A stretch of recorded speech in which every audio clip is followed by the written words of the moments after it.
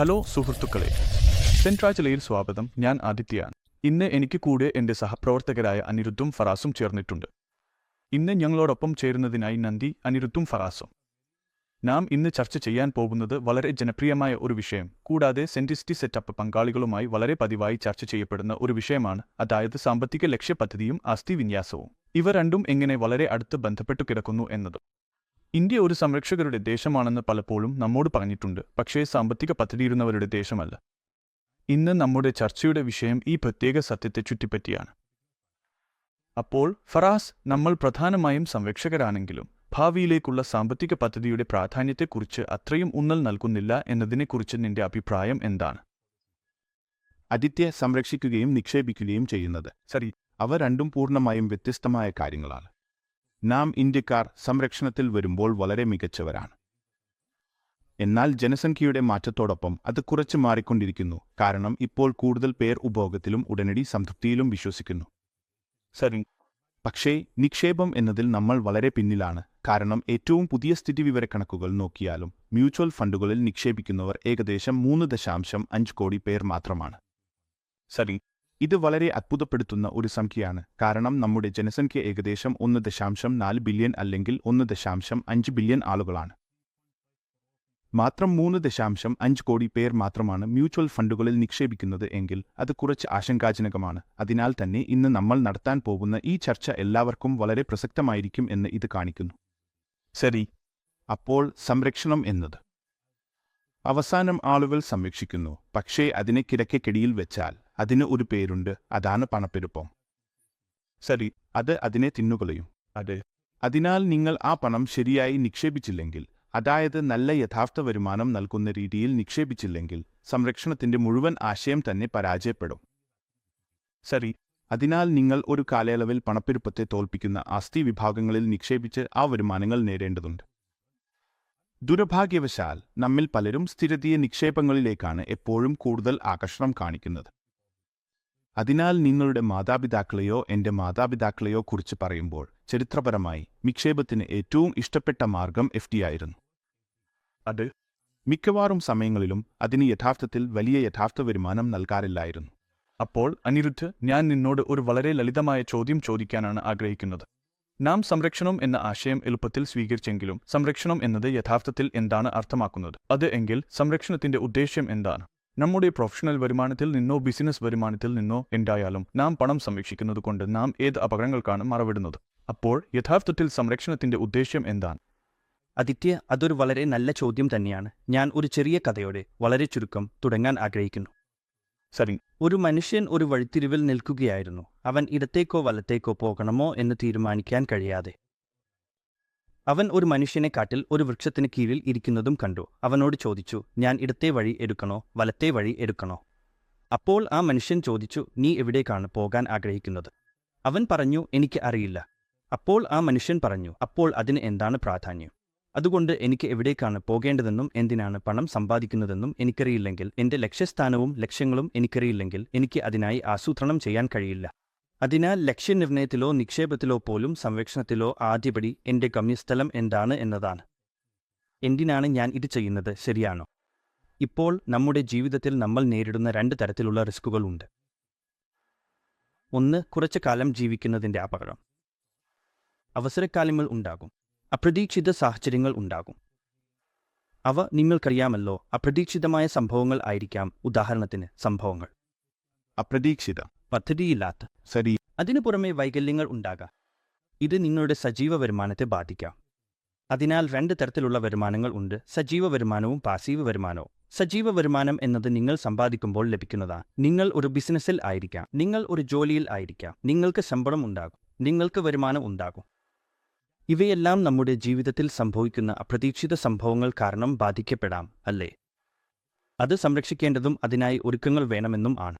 അതിനാൽ ആദ്യത്തെ റിസ്ക് എന്നത് കുറച്ചു കാലം മാത്രം ജീവിക്കുന്നതിൻ്റെ റിസ്ക്, അല്ലെങ്കിൽ അപകടങ്ങൾ, അല്ലെങ്കിൽ നിങ്ങളുടെ സജീവ വരുമാനത്തിൽ ഉണ്ടാകുന്ന റിസ്ക് എന്നിങ്ങനെയാണ്. ഇവിടെ ഞാൻ ചേർക്കാൻ ആഗ്രഹിക്കുന്നത്, നിങ്ങളുടെ സജീവ വരുമാനം റിസ്കിൽ ആണെങ്കിൽ ആ യാത്രയിൽ പോകുമ്പോൾ നിങ്ങളുടെ പാസീവ് വരുമാനവും റിസ്കിൽ ആകും എന്നതാണ്.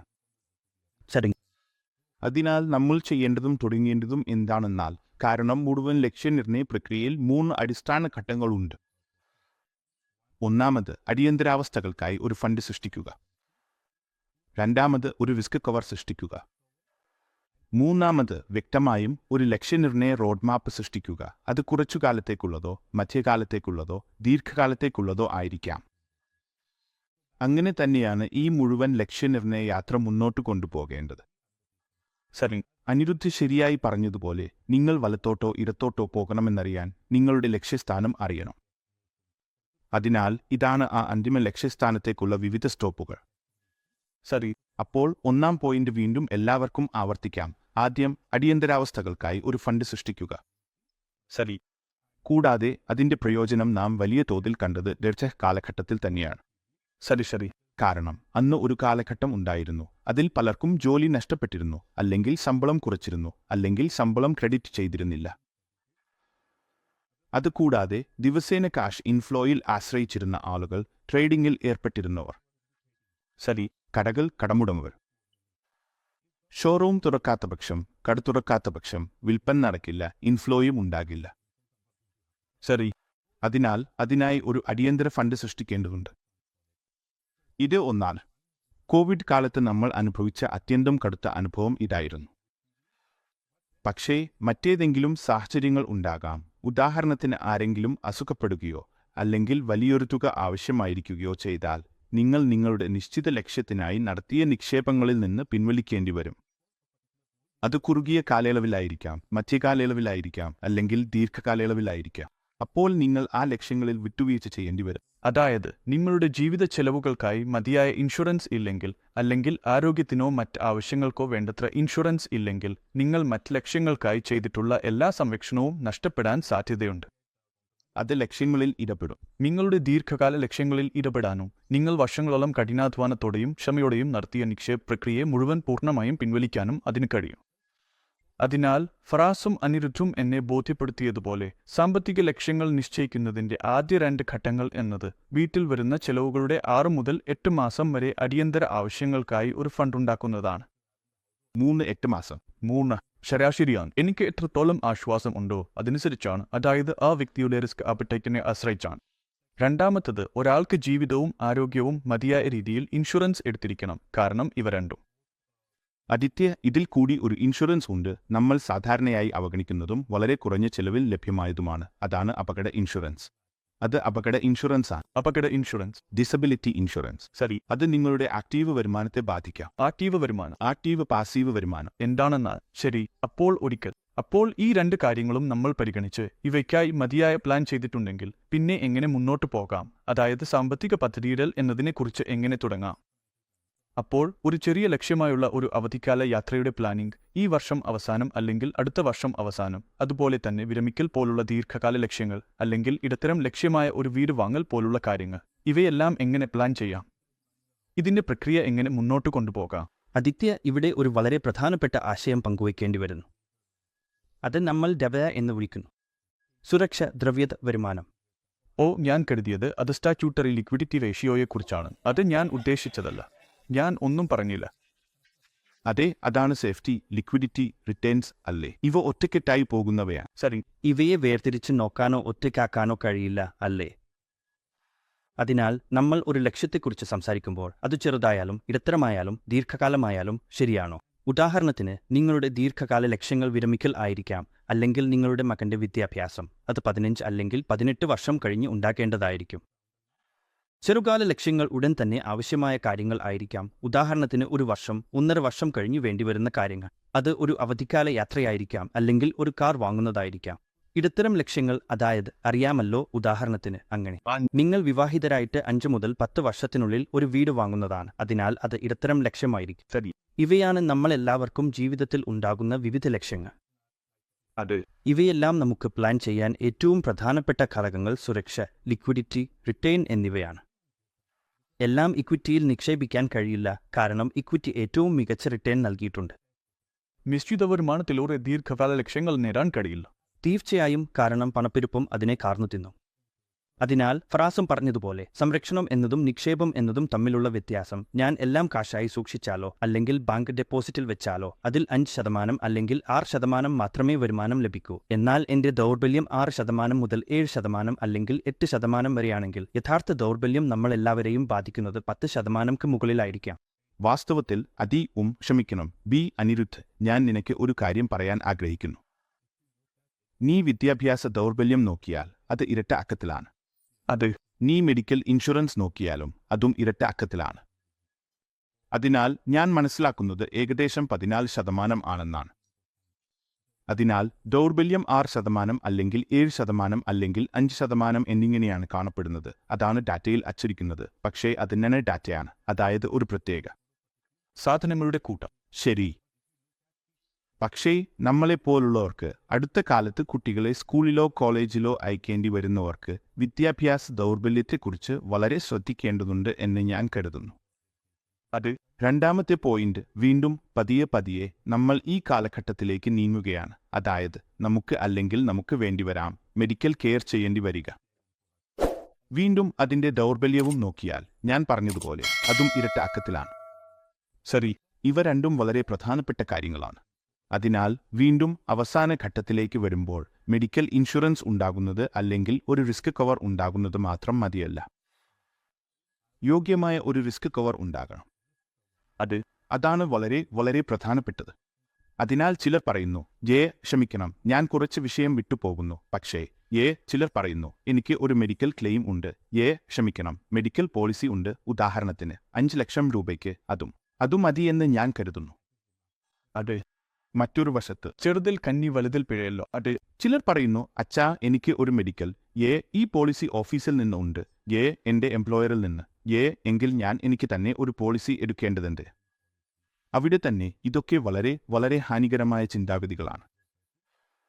നാം മെഡിക്കൽ ഇൻഷുറൻസ് എടുക്കുമ്പോൾ അത് യോജിച്ച കവർ ആയിരിക്കണം. അതും നമ്മളിൽ എല്ലാവർക്കും അറിയാവുന്ന കാര്യമാണ്. നമ്മൾ എല്ലാവരും ബുദ്ധിമാന്മാരാണ്. ഒരാൾ ആശുപത്രിയിലേക്ക് പോകുമ്പോൾ നമുക്ക് ഏറ്റവും നല്ല പരിചരണം ലഭിക്കുന്ന ആശുപത്രിയിലേക്കാണ് പോകാൻ ശ്രമിക്കുക. അതിനാൽ അവിടെ ചെലവ് കൂടിയ ആശുപത്രികളായിരിക്കും. അല്ലേ, ഒരു ദിവസത്തെ ബിൽ തന്നെ ലക്ഷങ്ങളിലേക്കാണ് പോകുന്നത്. എനിക്ക് ഓർമ്മയുണ്ട്, മുൻനിര ഇൻഷുറൻസ് കമ്പനികൾ പരസ്യത്തിൽ പറഞ്ഞിരുന്നു, ഇൻഷുറൻസ് എടുക്കുന്ന രോഗം എന്നായിരുന്നു. NNB. ശരി, അതിൽ ഞാൻ തന്നെ അനുഭവപ്പെടുന്നു. പക്ഷേ തിരിച്ചു വരുമ്പോൾ വിഷയത്തിലേക്ക് ക്ഷമിക്കണം, മുഴുവൻ വിഷയം നമ്മൾ ചർച്ച ചെയ്തിരുന്നതിലേക്ക് തിരിച്ചു വരുമ്പോൾ അപ്പോൾ കാണൂ, SLR, സുരക്ഷ, ലിക്വിഡിറ്റി, റിട്ടേൺ. ഇവയാണ് 3 പ്രധാന മാനദണ്ഡങ്ങൾ ഏതിൽ നിക്ഷേപിക്കണം എന്നത് നിർണ്ണയിക്കാൻ. അതായത് ചെറുകാല ലക്ഷ്യത്തിനോ ഇടക്കാല ലക്ഷ്യത്തിനോ ദീർഘകാല ലക്ഷ്യത്തിനോ. അതിനാൽ ഞാൻ പറയുന്നത്, ഉദാഹരണത്തിന് നിങ്ങൾ ഒരു ചെറുകാല ലക്ഷ്യത്തിനായി പദ്ധതിയിടുകയാണെങ്കിൽ SLRൽ ഏറ്റവും പ്രധാനപ്പെട്ട ഘടകം ഏതാണ്? അത് ലിക്വിഡിറ്റിയാണ്. അതിന് പിന്നാലെ സുരക്ഷ. ശരി. അപ്പോൾ നിങ്ങൾക്ക് ഒരു വർഷത്തിന് ശേഷം ചില ഫണ്ടുകൾ വേണമെങ്കിൽ ആ ലിക്വിഡിറ്റി വിൻഡോ അങ്ങനെ ആയിരിക്കണം. ഒരു വർഷത്തിൽ കൂടുതൽ ജസ്റ്റേഷൻ പീരിയഡ് ആവശ്യമായതിൽ നിങ്ങൾ നിക്ഷേപിക്കാൻ കഴിയില്ല. രണ്ടാമതായി സുരക്ഷ, കാരണം ഇത് വളരെ ചെറുകാലമാണ്. അതിനാൽ ആ പ്രത്യേക ആസ്തി ക്ലാസ് വളരെ വോളറ്റൈൽ ആയിരിക്കരുത്. അതിനാൽ റിട്ടേൺ എന്നത് അവസാന ബെഞ്ച്മാർക്കായിരിക്കണം. അപ്പോൾ ഉദാഹരണത്തിന് എനിക്ക് ഒരു വർഷത്തിനുള്ളിൽ 20% റിട്ടേൺ വേണമെങ്കിൽ അതിനാൽ ഈ കാര്യങ്ങൾ സാധ്യമല്ല. ശരി. അപ്പോൾ നിങ്ങൾക്ക് ലിക്വിഡിറ്റിയിലോ സുരക്ഷയിലോ ഒന്ന് വിട്ടുവീഴ്ച ചെയ്യേണ്ടി വരും. അതിനാൽ 3 കാര്യങ്ങൾ ബന്ധപ്പെടണം, ഓരോന്നിലും. അപ്പോൾ അനിരുദ്ധ്, ഞാൻ നിന്നോട് ഒരു കാര്യം ചോദിക്കാൻ ആഗ്രഹിച്ചു. ക്ഷമിക്കണം, ഞാൻ ഇടയിൽ തടസ്സപ്പെടുത്തിയതിന്. നാം പലപ്പോഴും അറിയാമല്ലോ, ഫറാസ് ഇത് മുമ്പും പറഞ്ഞിട്ടുണ്ട്, നാം സജീവ വരുമാനം സമ്പാദിക്കുന്ന ഒരു കാലഘട്ടം ഉണ്ടെന്നും അതിനുശേഷം നാം വിരമിക്കുമ്പോഴും ബിസിനസ് ഉപേക്ഷിക്കുമ്പോഴും അല്ലെങ്കിൽ മറ്റേതെങ്കിലും തൊഴിൽ ഉപേക്ഷിക്കുമ്പോഴും നാം പാസീവ് വരുമാനത്തിൽ ആശ്രയിക്കേണ്ടി വരും. അതായത് നാം ഒരു കാലയളവിൽ സമ്പാദിച്ചിട്ടുള്ളതിൽ നിന്നുള്ള വരുമാനം നമ്മുടെ സജീവ ജോലി വർഷങ്ങളിൽ വിരമിക്കൽക്കോ മറ്റേതെങ്കിലും ആവശ്യങ്ങൾക്കോ വിനോദത്തിനോ അല്ലെങ്കിൽ പൊതുവെ സന്തോഷകരമായ ഒരു വിരമിച്ച ജീവിതം നയിക്കാനോ വേണ്ടി. കൂടാതെ അറിയാമല്ലോ, ഞാൻ പലപ്പോഴും ഈ അസ്ഥി വിന്യാസം എന്ന ആശയം കുറിച്ച് കേട്ടിട്ടുണ്ട്, അല്ലേ? അതുകൊണ്ട് ഈ 2 കാര്യങ്ങൾ എങ്ങനെ തമ്മിൽ ബന്ധപ്പെട്ടു കിടക്കുന്നു എന്ന് ഞാൻ മനസ്സിലാക്കാൻ ആഗ്രഹിക്കും. കാരണം അറിയാമല്ലോ, നമ്മൾ സജീവമായി വരുമാനം നേടുമ്പോഴും കുറച്ച് പണം മാറ്റിവെക്കുമ്പോഴും അത് നിക്ഷേപിക്കേണ്ടതാണല്ലോ. അത് അറിയാമല്ലോ, ഒരു വെസ്റ്റിംഗ് കാലാവധിയുടെ അവസാനം അല്ലെങ്കിൽ ആസ്തി ശേഖരണ കാലാവധിയുടെ അവസാനം ഏതെങ്കിലും വിധത്തിൽ പാസീവ് വരുമാനമായി മാറാൻ വേണ്ടി പക്ഷേ അത് നിക്ഷേപിക്കുമ്പോൾ അതിന് എന്റെ റിസ്ക് പ്രൊഫൈൽ മുതലായവ അടിസ്ഥാനമാക്കി ഒരു വിശദമായ പ്രക്രിയയിലൂടെ കടന്നു പോകണോ, അല്ലെങ്കിൽ എങ്ങനെ ഇതിലേക്ക് ഒരാൾ സമീപിക്കണം? ശരി, ആദിത്യ, വീണ്ടും അറിയാമല്ലോ. ലക്ഷ്യനിർണയം, ആസ്തി വിന്യാസം, പോർട്ട്ഫോളിയോ അവലോകനം, ഉൽപ്പന്ന തിരഞ്ഞെടുപ്പ് ഇവയെല്ലാം കൈകോർത്ത് പോകുന്നവയാണ്. ഇവയിൽ ഒന്നിനെ മറ്റൊന്നിൽ നിന്ന് വേർതിരിക്കാൻ കഴിയില്ല. നിങ്ങളുടെ ലക്ഷ്യങ്ങൾ തിരിച്ചറിഞ്ഞതിനു ശേഷം ഇപ്പോൾ നാം ദീർഘകാലം ജീവിക്കുന്നതിന്റെ റിസ്ക് കുറിച്ച് സംസാരിക്കുകയാണ്, അല്ലേ? നിങ്ങളുടെ ആക്റ്റീവ് വരുമാനം നിർത്തുന്നതാണ്. ഉദാഹരണത്തിന് 50, 55, 60, 65 എന്നിങ്ങനെ നിങ്ങൾ ഏത് ബിസിനസ്സിലോ ജോലിയിലോ ആണെന്നതിനെ ആശ്രയിച്ചാണ്, ശരിയാണോ? അതിനുശേഷം ഇതുവരെ നിങ്ങൾ സമ്പാദിച്ചിട്ടുള്ളതിൽ മാത്രമാണ് നിങ്ങൾ ആശ്രയിക്കുന്നത്. ഇപ്പോൾ ആദ്യ ലക്ഷ്യം എന്താണെന്നാൽ നിങ്ങളുടെ സമ്പാദ്യം എങ്ങനെ വർദ്ധിപ്പിക്കാം, ശരിയാണോ? നിങ്ങളുടെ വരുമാനം സ്ഥിരമാണ്. നിങ്ങളുടെ പ്രകടനത്തെ ആശ്രയിച്ച് നിർദ്ദിഷ്ട വേഗത്തിൽ മാത്രമേ വളരാൻ കഴിയൂ. ബോണസ്, ഇൻസെന്റീവ്സ്, നിങ്ങളുടെ ശമ്പളമോ ബിസിനസ്സോ ആണെങ്കിൽ ഇതെല്ലാം ഭാഗ്യവും ബോസിന്റെ അനുഗ്രഹവും മുതലായവയാണ്. അങ്ങനെ സമ്പാദ്യത്തെക്കുറിച്ച് സംസാരിക്കുമ്പോൾ സമ്പാദ്യം അതാണ് സമ്പത്ത് സംരക്ഷണ ഘട്ടം നിർവചിക്കുന്നത്. അതിനാൽ നാം സമ്പാദ്യ ഘട്ടത്തിൽ ഇരിക്കുമ്പോൾ സമയപരിധി ദൈർഘ്യമാണ്. അതിനാൽ എന്റെ ലിക്വിഡിറ്റി ആവശ്യം കുറവാണ്, അല്ലേ?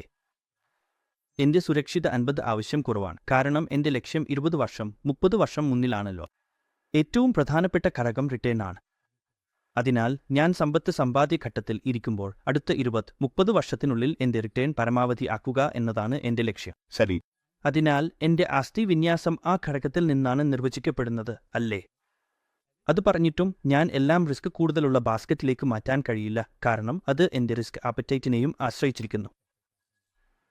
എന്റെ ലക്ഷ്യം അടുത്ത 20 കുറയ്ക്കുക, 30 വർഷത്തിനുള്ളിൽ റിട്ടേൺ പരമാവധി ആക്കുക എന്നതായിരിക്കാം. പക്ഷേ എനിക്ക് കഴിവില്ലെങ്കിൽ,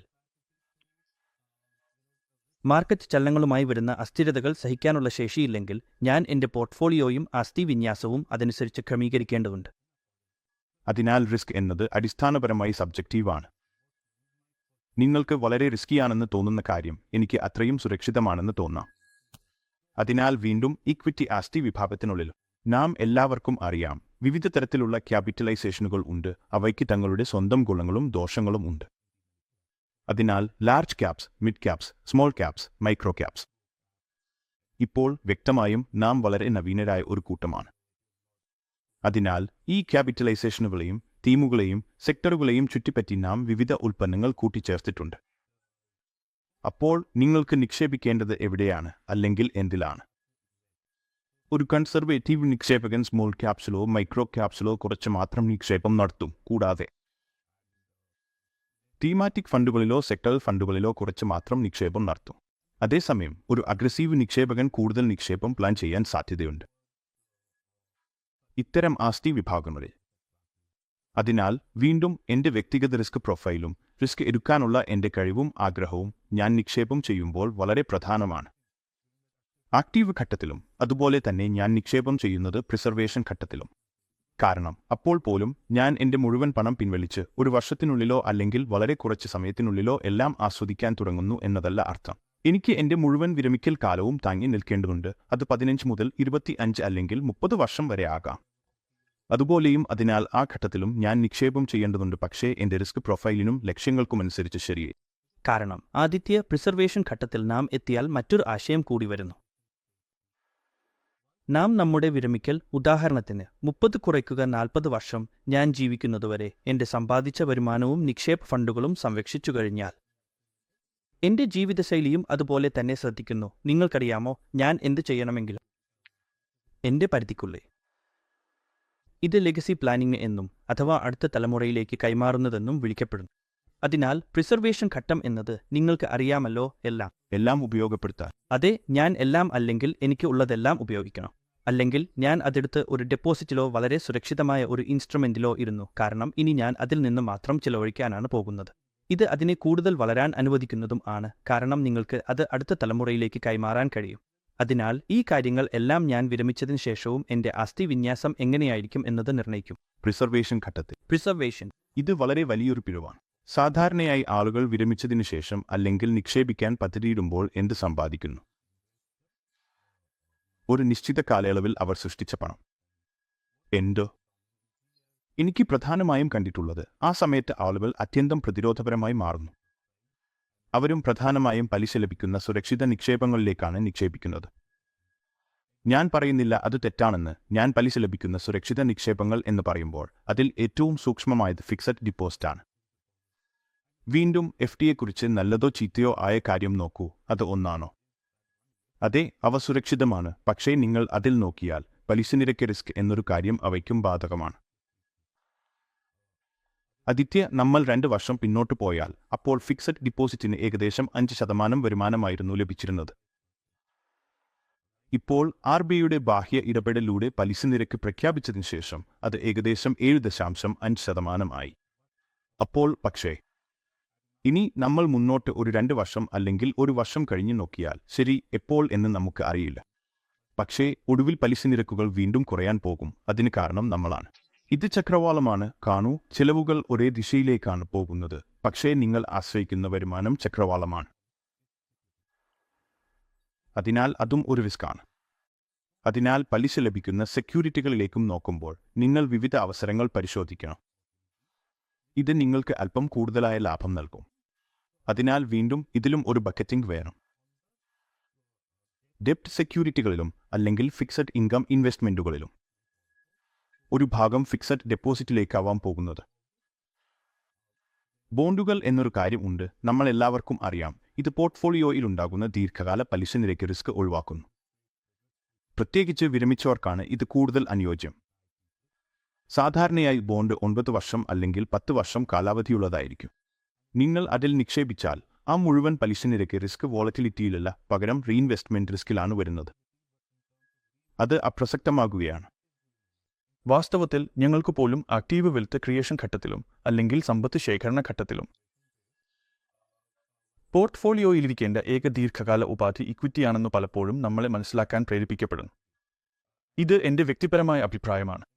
അവിടെ പോലും, അതായത് ഞാൻ പൂർണ്ണമായും സത്യത്തെ ഏറ്റെടുക്കാൻ തയ്യാറും കഴിവുള്ളവനുമാകുമ്പോൾ എൻ്റെ കരിയറിൻ്റെ ആദ്യ വർഷങ്ങളിൽ വളരെ കുറവായിരിക്കാം എങ്കിലും സ്ഥിര വരുമാനത്തിൻ്റെ ഒരു ഘടകം എങ്കിലും ഉണ്ടാകണം. കാലക്രമേണ അത് കുറയുകയും ചെയ്യാം സമയത്തോടൊപ്പം. അതിനൊപ്പം ഞാൻ സ്ഥിരവരുമാനം ക്രമാതീതമായി വർദ്ധിപ്പിക്കാനും കഴിയും. നിങ്ങൾക്ക് അറിയാമല്ലോ, ഞാൻ വിരമിക്കൽ അടുത്ത് എത്തുമ്പോൾ ആദ്യത്തേത് എങ്കിലും കുറച്ച് ഭാഗം എങ്കിലും ഉണ്ടാകണം. കാരണം ഇക്വിറ്റിയും വളരെ നീണ്ട കാലയളവിൽ ചക്രവാളമാണ്. ആസ്വാദികരം. അതെ അതെ. നാം ധൈര്യത്തോടും ഉറച്ച മനസ്സോടും കൂടി പ്ലാനിംഗ് യാത്ര ആരംഭിക്കുന്നു. ഞാൻ 20 വർഷം SIP ചെയ്യണം. ആ പണം ഞാൻ പിൻവലിക്കില്ല എന്നതാണ് എൻ്റെ തീരുമാനം. എൻ്റെ പണത്തിൽ 20% കുറയുമ്പോൾ ഉറച്ച മനസ്സ് എല്ലാം കാറ്റിൽ പറയും. എനിക്ക് വിശ്വസിക്കൂ, ഇത് സ്ഥിതിവിവരക്കണക്കുകൾ പറയുന്ന കാര്യമാണ്. പല SIPകളും രജിസ്റ്റർ ചെയ്യുമ്പോൾ അവ 3-ാം വർഷം കഴിഞ്ഞാൽ തന്നെ നിർത്തും. അത് വളരെ കഠിനമായ ഒരു സത്യമാണ്.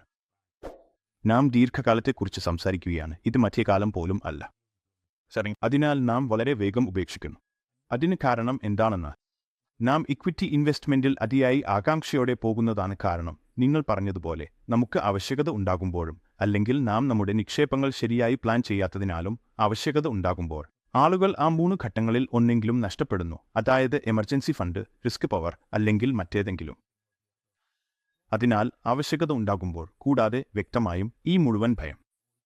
അതുപോലെ അയ്യോ, എനിക്ക് 20% റിട്ടേൺസ് കിട്ടിയില്ല, പുറത്തേക്ക് പോവാം, റിട്ടേൺസ് ആസ്വദിക്കാം അല്ലെങ്കിൽ എന്തായാലും ഉപേക്ഷിക്കാം എന്ന ഭാവം.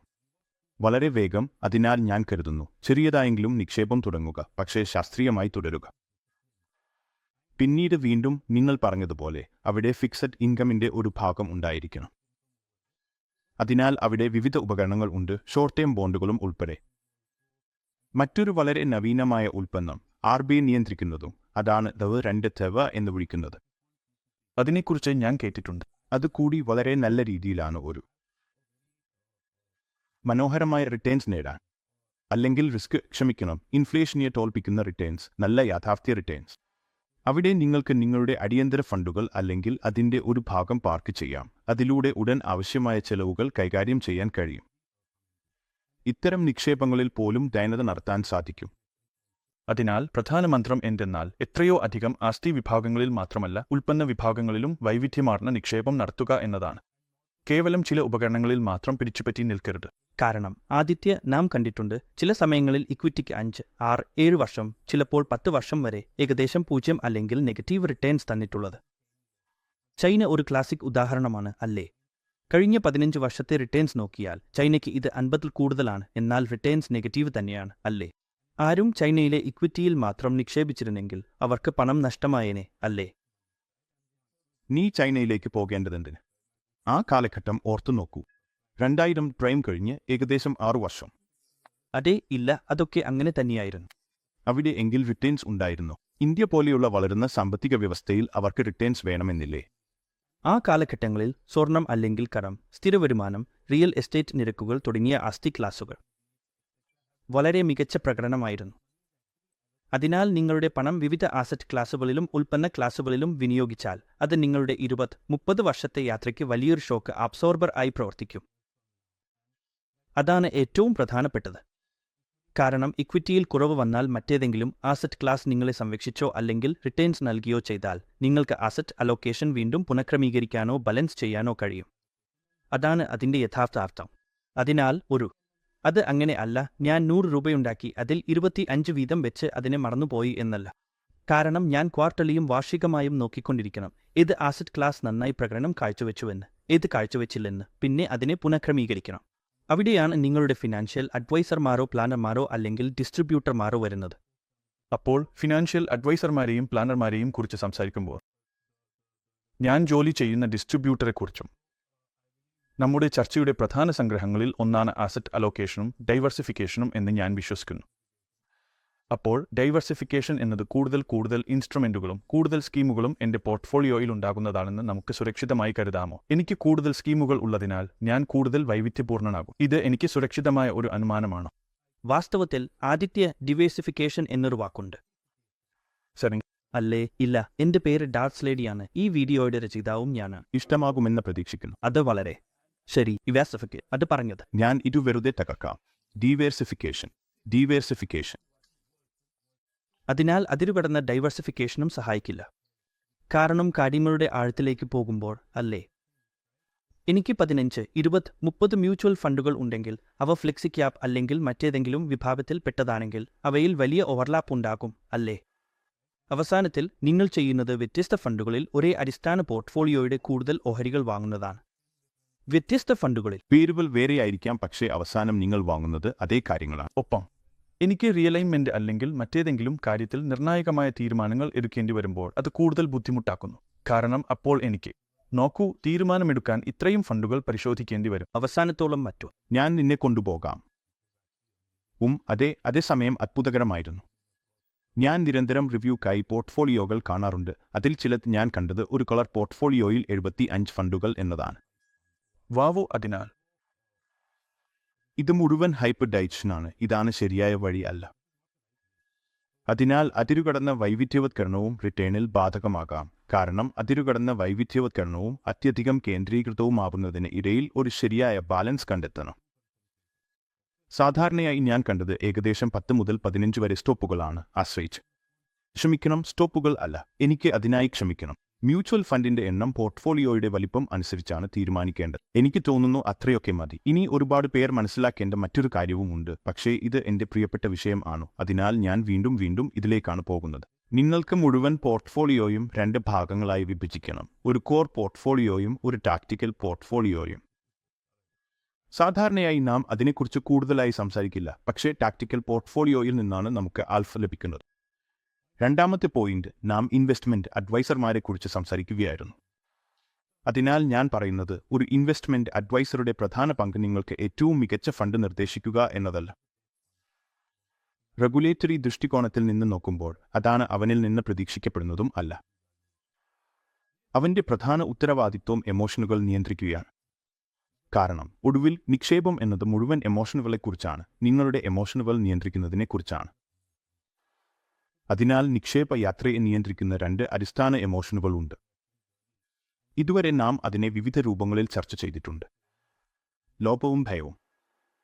അപ്പോൾ മാർക്കറ്റുകൾ വളരെ നല്ല രീതിയിൽ പ്രവർത്തിക്കുമ്പോൾ, മാർക്കറ്റുകൾ അത്യന്തം മികച്ച റിട്ടേണുകൾ നൽകുമ്പോഴും എൻ്റെ സുഹൃത്തുക്കൾ 20% റിട്ടേൺ, 30% റിട്ടേൺ അല്ലെങ്കിൽ 50% റിട്ടേൺ കിട്ടിയെന്ന് പറയുമ്പോഴും നാം അതിൻ്റെ അർത്ഥം മനസ്സിലാക്കാതെ നമുക്കും നിക്ഷേപിക്കണം എന്ന് തോന്നുന്നു. അത് തുടങ്ങാൻ ഏറ്റവും നല്ല സമയമായിരിക്കണമെന്നില്ല. കൂടാതെ ഭൂരിഭാഗം ആളുകൾ ചെയ്യുന്നത് ശരിയായ സമയം അല്ലാത്തപ്പോൾ തന്നെ നിക്ഷേപം തുടങ്ങുകയാണ്. അതിനുശേഷം അവർക്ക് മോശം അനുഭവം വരുന്നു. പിന്നെ അവർ പറയുന്നു, നിക്ഷേപം എനിക്ക് അനുയോജ്യമല്ല എന്നിങ്ങനെയുള്ള പലരെയും ഞാൻ കണ്ടിട്ടുണ്ട്. എനിക്ക് നിക്ഷേപം തുടങ്ങുന്നയുടൻ തന്നെ മാർക്കറ്റ് ഇടിഞ്ഞു, അതാണ് പ്രശ്നം. ഇതിൽ സഹായകമാകുന്നത് സിസ്റ്റമാറ്റിക് ഇൻവെസ്റ്റ്മെന്റാണ്. അത് ഈ യാത്രയിൽ തീർച്ചയായും സഹായിക്കും. രണ്ടാമതായി, ഒരാൾ കോവിഡിന്റെ കാലത്ത് മാർക്കറ്റ് കുത്തനെ ഇടിഞ്ഞപ്പോൾ നിക്ഷേപം നടത്തിയിരുന്നെങ്കിൽ അതും ന്യായമായതാണ്. തികച്ചും വ്യക്തമാണ്, മറ്റ് ഘടകങ്ങളും ഉണ്ടായിരുന്നു. അവസാനത്തിൽ സംഭവിച്ചത് എന്താണ്? അവിടെ മുഴുവൻ ഭയം ഉണ്ടായിരുന്നു. നാളെ എന്ത് സംഭവിക്കും? ലോകം നിലനിൽക്കുമോ ഇല്ലയോ? ശരിയാണോ? ഇക്വിറ്റി മാർക്കറ്റുകൾ നിലനിൽക്കുമോ ഇല്ലയോ? എന്ത് സംഭവിക്കും? എന്നാൽ ആ സമയത്ത് ആരെങ്കിലും നിക്ഷേപം നടത്തിയിരുന്നെങ്കിൽ ആ വ്യക്തി നേടിയ ഫലം ഒരു അത്ഭുതം തന്നെയായിരുന്നു. ശരി. അപ്പോൾ ഒറ്റവാക്കിൽ പറയാൻ, കുതിരകൾക്ക് മുന്നിൽ കാറ് വയ്ക്കാൻ കഴിയില്ലല്ലോ. അതിനാൽ അടിസ്ഥാനത്തിൽ ആദ്യം നിങ്ങൾ ചെയ്യാൻ ആഗ്രഹിക്കുന്നതും അതെന്തിനാണ് ചെയ്യുന്നത് എന്നതും നിർവചിക്കണം. അതിനുശേഷം വിവിധ ആസ്തി വിഭാഗങ്ങളും ഉൽപ്പന്നങ്ങളും തിരഞ്ഞെടുക്കണം. ശരിയാണോ? അതിനാൽ ഉൽപ്പന്നം തിരഞ്ഞെടുക്കുന്നത് ആദ്യ ഘട്ടമാകാൻ കഴിയില്ല. ഉദാഹരണത്തിന്, ഒരു പ്രത്യേക സ്റ്റോക്ക് അല്ലെങ്കിൽ ഒരു പ്രത്യേക ഫണ്ട് അല്ലെങ്കിൽ ഒരു പ്രത്യേക ഉൽപ്പന്നം വളരെ നല്ല പ്രകടനം കാഴ്ചവെച്ചിട്ടുണ്ട്, അതിനാൽ നമുക്ക് അത് വാങ്ങാം എന്നത് ഡെറ്റ് ഉൽപ്പന്നം ആകാൻ കഴിയില്ല. അത് അടിസ്ഥാനത്തിൽ കൊടുക്കോ അടിസ്ഥാനമാക്കിയുള്ള കൂട്ടബുദ്ധി നിക്ഷേപമാണ്. അതെ, അതുതന്നെ ആ പ്രവാഹത്തിലും പ്രക്രിയയിലുമാണ് പോകേണ്ടത്. ആദ്യം നിങ്ങൾ നിങ്ങളുടെ ലക്ഷ്യങ്ങൾ ആസൂത്രണം ചെയ്യണം, റിസ്ക് പ്രൊഫൈലിംഗ് ചെയ്യണം, അസ്ഥി വിന്യാസം നിർവചിക്കണം. അസ്ഥി വിന്യാസത്തിലേക്ക് എത്തിയാൽ മാത്രമേ ഉൽപ്പന്നം തിരഞ്ഞെടുക്കൽ തുടങ്ങാവൂ. മറ്റൊരു കാര്യം, ഫറാസ് പറഞ്ഞതുപോലെ, അസ്ഥി ക്ലാസ് സൃഷ്ടിക്കുമ്പോഴും പോർട്ട്ഫോളിയോ ഒരുക്കുമ്പോഴും നിങ്ങൾക്ക് ഒരു കോർ പോർട്ട്ഫോളിയോയും ടാക്റ്റിക്കൽ പോർട്ട്ഫോളിയോയും ഉണ്ടാക്കാം. ടാക്റ്റിക്കൽ പോർട്ട്ഫോളിയോയിലോ തീർച്ചയായും മാർക്കറ്റിലെ വ്യത്യാസങ്ങൾ അനുസരിച്ച് നിങ്ങൾക്ക് നിങ്ങളുടെ പോർട്ട്ഫോളിയോയിൽ ചെറിയ മാറ്റങ്ങൾ വരുത്താനോ ഫൈൻ ട്യൂൺ ചെയ്യാനോ കഴിയും. അനിരുദ്ധ്, ഞങ്ങൾ ഇവിടെ വളരെ രസകരമായ വിഷയങ്ങൾ ചർച്ച ചെയ്തു. നാം ലക്ഷ്യ ആസൂത്രണവും ആസ്തി വിന്യാസവും ചർച്ച ചെയ്തു തുടങ്ങിയെങ്കിലും ഒടുവിൽ നിരവധി സൂക്ഷ്മ വിഷയങ്ങൾ വരെ ചർച്ചയായി. അതിൽ ഉദാഹരണത്തിന് ആക്റ്റീവ് പാസീവ് നിക്ഷേപങ്ങൾ, ആക്റ്റീവ് പാസീവ് വരുമാനം എന്നിവയും ഉൾപ്പെടുന്നു. ഇവയെല്ലാം പരസ്പരം ബന്ധപ്പെട്ടു കിടക്കുന്നതാണ്. എല്ലാം പരസ്പരം ബന്ധപ്പെട്ടു കിടക്കുന്നു. ഉദാഹരണത്തിന്, സമ്പത്ത് സമ്പാദന ഘട്ടവും സമ്പത്ത് സംരക്ഷണ ഘട്ടവും. അസ്ഥി വിന്യാസം എങ്ങനെ ലക്ഷ്യ ആസൂത്രണത്തോടും സാമ്പത്തിക ലക്ഷ്യ ആസൂത്രണത്തോടും വളരെ അടുത്ത് ബന്ധപ്പെട്ടു കിടക്കുന്നു എന്നതും. ആകെക്കൊണ്ട് വളരെ രസകരമായ ഒരു ചർച്ചയായിരുന്നു. ഞങ്ങൾ ഉറപ്പാണ് നമ്മുടെ പ്രേക്ഷകർ ഇതിൽ നിന്ന് വലിയൊരു പ്രയോജനം നേടുമെന്ന്. നാം അവസാനിപ്പിക്കുന്നതിനു മുമ്പ് ഈ വർക്ക്ഷോപ്പിന്റെ മുഴുവൻ പ്രക്രിയയും വീണ്ടും വിശദീകരിക്കാൻ നിങ്ങളോട് അഭ്യർത്ഥിക്കുന്നു. അതിനാൽ ഞാൻ അങ്ങനെ കരുതുന്നു. നമുക്ക് അതിനെ കൂടുതൽ ഉയർത്തിയാക്കാം. ഇതാണത്. അതെ, ഞാൻ ഇതിനെ സംഗ്രഹിക്കാമെങ്കിൽ പറയാം. ഞാൻ ഒരു സാധാരണക്കാരന്റെ കാഴ്ചപ്പാടിൽ നിന്ന് ആയി സംസാരിക്കട്ടെ. അത് എന്തെന്നാൽ ലക്ഷ്യ ആസൂത്രണ പ്രക്രിയയിലെ ആദ്യപടി തിരിച്ചറിയലാണ്. നിങ്ങൾക്കറിയാം, അനിരുദ്ധ് പറഞ്ഞതുപോലെ തന്നെ, ഈ ജീവിതഘട്ടത്തിൽ ഞാൻ ഏത് ദിശയിലേക്കാണ് പോകാൻ ആഗ്രഹിക്കുന്നത്, എനിക്ക് എത്ര ദൂരമാണ് കാണാൻ കഴിയുന്നത്, എന്റെ അന്തിമ ലക്ഷ്യങ്ങൾ എന്തൊക്കെയാണ് എന്നിങ്ങനെയുള്ള കാര്യങ്ങൾ തിരിച്ചറിയുന്നതാണ് ഈ പ്രക്രിയ ആരംഭിക്കുന്നതിന് മുമ്പ് ചെയ്യേണ്ടത്. ഈ പ്രക്രിയ ആരംഭിക്കുമ്പോൾ ഞാൻ ആദ്യം ചെയ്യുന്നത് എന്റെ വീട്ടിനായി ഒരു അടിയന്തര നിധി സൃഷ്ടിക്കുകയാണ്. അതിനാൽ ഞാൻ ജോലി ചെയ്യുകയോ അല്ലെങ്കിൽ ഏതെങ്കിലും ബിസിനസ് നടത്തുകയോ ആണ്. അതിനാൽ ഞാൻ കുറഞ്ഞത് 3 മുതൽ 8 മാസം വരെ എന്റെ വീട്ടുചെലവുകൾ അല്ലെങ്കിൽ അടിയന്തര ചെലവുകൾ എത്രയാകും എന്നതിനെക്കുറിച്ച് മുൻകൂട്ടി ആസൂത്രണം ചെയ്യുന്നു. അങ്ങനെ ഒരു നിധി സൃഷ്ടിച്ച് മാറ്റിവെക്കുന്നു. ആ നിധിയിൽ നിന്ന് ഉയർന്ന ലാഭം നേടുക എന്നത്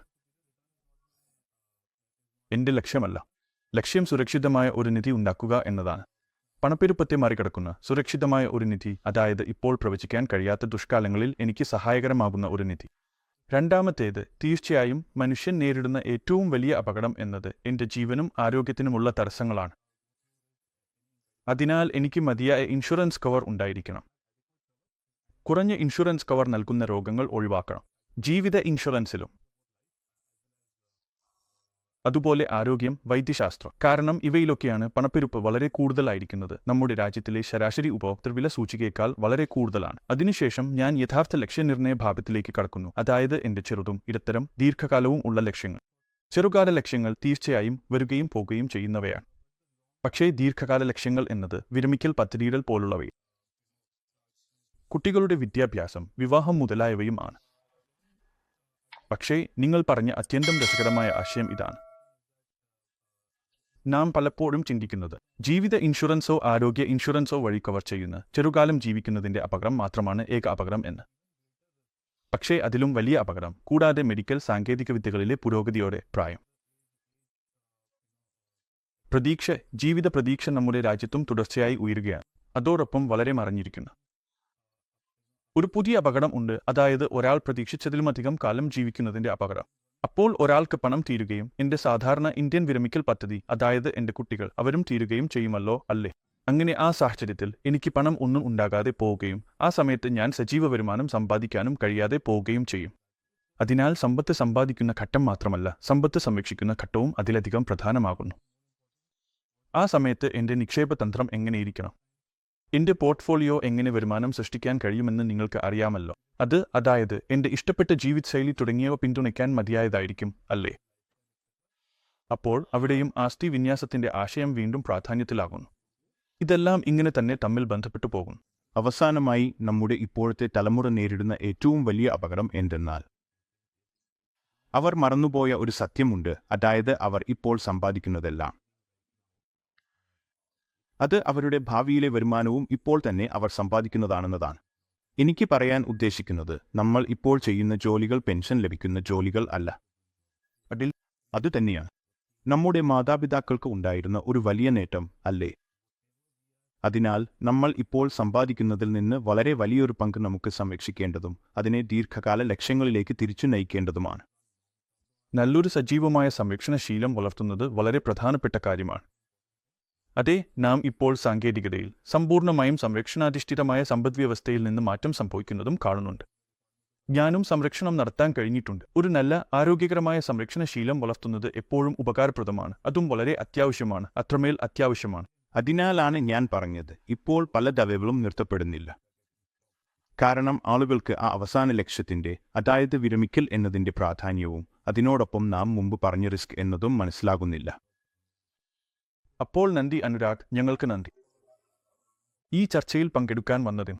ഇത് വളരെ അറിവ് നൽകുന്നതായിരുന്നുവെന്നും എന്റെ പ്രേക്ഷകർക്ക് വളരെ ക്ഷമയോടെ ഇരുന്നതിന് നന്ദി. ഇത് നിങ്ങളെ വളരെ സഹായിക്കും എന്ന് ഞാൻ പ്രതീക്ഷിക്കുന്നു. നിങ്ങളുടെ ഉപഭോക്താക്കളുമായി ഇടപഴകുമ്പോൾ അവരുടെ സാമ്പത്തിക പദ്ധതികളും ആസ്തി വിന്യാസവും ഫലപ്രദമായി നടപ്പിലാക്കാനും ചെയ്യാനും ഇത് സഹായിക്കും. എല്ലാവർക്കും നന്ദി. നിങ്ങൾക്ക് ഈ വീഡിയോ ഉപകാരപ്രദമാണെന്ന് തോന്നിയാൽ ദയവായി ഞങ്ങൾക്ക് ഒരു ലൈക്ക് നൽകൂ. ദയവായി ഞങ്ങൾക്ക് ഒരു ലൈക്ക് നൽകൂ. നന്ദി.